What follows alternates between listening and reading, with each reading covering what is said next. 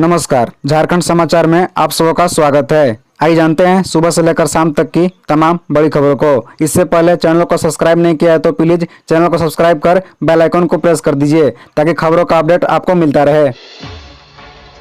झारखंड में बांग्लादेशी मुसलमानों की घुसपैठ बड़ी समस्या, एनपीआर लागू करे सरकार, लोकसभा में बोले बीजेपी सांसद। दरअसल आपको बता दें कि भारतीय जनता पार्टी के सांसद निशिकांत दुबे ने सोमवार को लोकसभा में झारखंड में विदेशी मुसलमानों की घुसपैठ का मुद्दा उठाया। इसके साथ निशिकांत दुबे ने मांग किया कि सरकार यहां राष्ट्रीय जनसंख्या रजिस्टर एनपीआर की कयावत शुरू करे और हेमंत सोरेन के नेतृत्व वाली राज्य सरकार को इस्लामीकरण गतिविधियों का समर्थन करने के लिए बर्खास्त करे।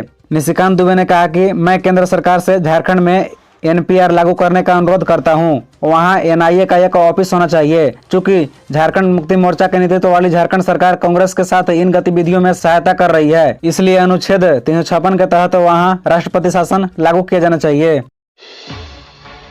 रांची में पहली डोज भी 100% को नहीं लगी, दूसरी मात्र 65% को लगी। दरअसल आपको बता दें कि कोविड वैक्सीनेशन में तेजी आए, इस उद्देश्य से केंद्र सरकार ने 18 साल से अधिक युवा के लिए बूस्टर यानी कोविड वैक्सीनेशन की तीसरा डोज भी फ्री कर दिया है। इसके लिए राज्य सरकार ने दोबारा हर घर दस्तक 2.0 अभियान की भी शुरुआत की, लेकिन यह फेल होता दिख रहा है क्योंकि वैक्सीनेशन का ग्राफ बढ़ता नहीं दिख रहा। टीकाकरण शुरू हुए 20 महीने पूरे होने को है, अब तक पहली डोज भी 100% को आबादी को नहीं लग सकी, दूसरी डोज मात्र 65% आबादी को लगी। आपको बता दें कि 15 जुलाई को 18+ वालों के लिए बूस्टर डोज फ्री होने के बाद अब तक के डाटा के एनालिसिस किया गया तो पता चला कि 25 दिनों में सिर्फ 52,000 लोगों को ही तीसरा डोज लगाई जा सकी है। 20 जुलाई को एक दिन में सर्वाधिक 4490, 18 जुलाई को 4185 व 16 जुलाई को 3826 टीके लगे। इसके बाद हर दिन लगभग 2500 डोज लगाए गए। प्रतिदिन लक्ष्य कम से कम 10,000 लोगों को लगाने का था। खेलगांव पासवा में प्रतिभा सम्मान समारोह, डॉक्टर रामेश्वर उरांव ने कहा यह सम्मान बच्चों का हौसला बढ़ाएगा, नए कीर्तिमान गढ़ेंगे। 10,000 विद्यार्थी हुए पुरस्कृत। दरअसल आपको बता दें कि private school and children farewell association की ओर से सोमवार को खेलगांव स्थित हरवंश टाटा भगत स्टेडियम में राज्य स्तरीय छात्र प्रतिभा सम्मान समारोह का आयोजन किया गया था, जिसमें रिकॉर्ड 10,000 से अधिक छात्र छात्राओं को सम्मानित किया गया। सीबीएसई, आईसीएसई और जैक बोर्ड द्वारा आयोजित 10वीं और 12वीं परीक्षा में टॉपर्स और 80% से अधिक अंक लाने वाले छात्र छात्राओं को राज्य के वित्त मंत्री डॉक्टर रामेश्वर उरांव, पद्मश्री मुकुंद नायक, पासवा का राष्ट्रीय अध्यक्ष सैयद समायल अहमद और प्रदेश अध्यक्ष आलोक कुमार दुबे समेत अन्य अतिथियों द्वारा सम्मानित किया गया। वित्त मंत्री डॉक्टर रामेश्वर उरांव ने कहा कि झारखंड में पहली बार इतने बड़े पैमाने पर राज्य स्तरीय छात्र प्रतिभा सम्मान समारोह आयोजन किया गया। छात्र छात्राओं की हौसला अफजाई को लेकर झारखंड में यह अपने आप को पहला अनोखा आयोजन रहा। उन्होंने कहा कि अपने जीवन में झारखंड में इतने बड़े पैमाने पर छात्र छात्राओं को सम्मानित होते पहले कभी नहीं देखा था। पासवा ने एक उदाहरण पेश किया। उन्होंने कहा कि बच्चे भले ही टॉप कर सफलता हासिल नहीं की, लेकिन जिस तरह उन्होंने 80% और इससे अधिक अंक लाए, यह उनकी प्रतिभा को दर्शाता है और उनकी सफलता को किसी भी मायने में कम नहीं आंका जाना चाहिए। यह बच्चे भविष्य में आगे बढ़कर नए कीर्तिमान करने का काम करेंगे।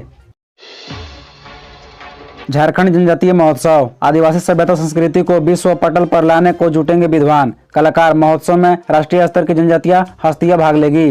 दरअसल आदिवासी दिवस के शुभ अवसर पर रांची में 2 दिवसीय झारखंड जनजातीय महोत्सव की तैयारियां पूरी हो चुकी है। आदिवासियों की सभ्यता और संस्कृति अक्षुण्ण रखने के उद्देश्य से महोत्सव को व्यापक फलन दिया जा रहा है। 9 और 10 अगस्त को मोराबादी मैदान में आयोजित इस महोत्सव में राष्ट्रीय स्तर की जनजातीय हस्तियां भाग लेगी। दोनों दिन के कार्यक्रम में अध्यक्षता मुख्यमंत्री हेमंत सोरेन करेंगे, जबकि पहले दिन की मुख्य वक्ता दिसोम गुरु शिबू सोरेन और समापन दिवस के मुख्य वक्ता छत्तीसगढ़ के मुख्यमंत्री भूपेश बघेल। मोराबादी मैदान में होने वाले महोत्सव को लेकर सोमवार को सीएम ने खुद कार्यक्रम स्थल का निरीक्षण किया, अधिकारियों को सभी तैयारियां सुनिश्चित करने का निर्देश दिया, प्रदर्शनी गैलरी को आकर्षक बनाने और स्टॉल आदि के बारे में जानकारी ली। स्कॉर्पियो की चपेट में आया युवक, मौके पर हुई मौत। मुहर्रम के जुलूस पार करने के दौरान आया गाड़ी की चपेट में। हजारीबाग जिले के बरही इलाके की घटना। दरअसल आपको बता दें कि हजारीबाग जिले के बरसोत जीटी रोड के पास एक स्कॉर्पियो की चपेट में आने से बरसोत निवासी 32 वर्षीय चितलाल कुशवाहा की मौत हो गई। वह यहाँ के कुशवाहा लाइन होटल के मालिक थे। इसी होटल के पास मुहर्रम के जुलूस निकाला गया था। इसके वजह से जीटी रोड बनवे कर दिया गया था। एक रोड को जाम कर खेल दिखाया जा रहा था। कुशवाहा भी खेल देखने आए थे। उसी दौरान जैसे ही उन्होंने सड़क पार की, उसी समय तेज गति से आ रही एक स्कॉर्पियो उन्हें अपने चपेट में ले लिया। गंभीर अवस्था में उन्हें बरही अनुमंडलीय अस्पताल में भर्ती कराया गया, जहां चिकित्सकों ने उन्हें मृत घोषित कर दिया। शव को पोस्टमार्टम के लिए हजारीबाग भेज दिया गया। हालांकि कुछ समय के लिए आक्रोशित लोगों ने सड़क जाम कर दिया, लेकिन मौके पर थाना प्रभारी ललित कुमार पहुंचकर समझा बुझाकर जाम हटाया।